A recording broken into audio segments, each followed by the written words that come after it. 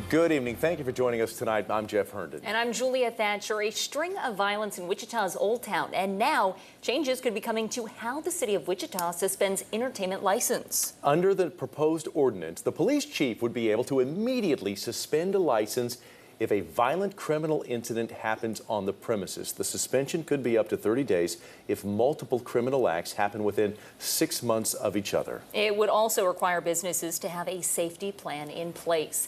Discussion of the potential ordinance change comes as the owners of City Nightz, where 9 people were shot, decided to close for good. They say it's because of how they were treated by the city after the shooting. KSN's Asia Simone Smith is live in Old Town tonight to explain why the club owner's attorney says they had no choice but to close. Asia? Jeff, Julia, Charles O'Hara is representing the City Nightz owner. He says the club received a letter from the city labeling the recent shooting a trigger event, and any other reports of crime will label the business a nuisance. O'Hara says the club, City Nightz, was singled out and the owner was left with few options. I mean, what alternative did he have but to shut down?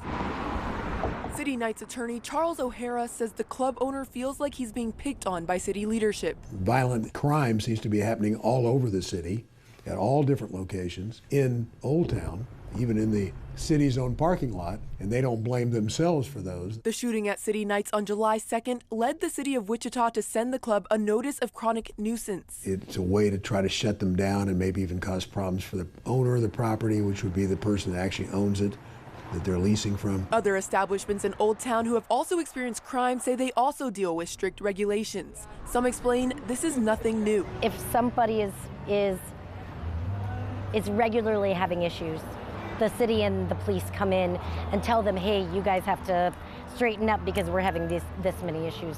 That's been the case for years and years. O'Hara says the city is deferring its own accountability for the crime at the club and in the area. They just jumped to a bunch of conclusions that really hurt the business owner badly. The city and police should work together with the place that is having the problems, but the place should actually be stepping up and trying to fix the issues themselves. We reached out to the city of Wichita regarding City Night's claims, and they deferred all questions to the police department. WPD says they will not comment on what businesses choose to do with their business. Here for you in Old Town, Asia Simone Smith, KSN News 3.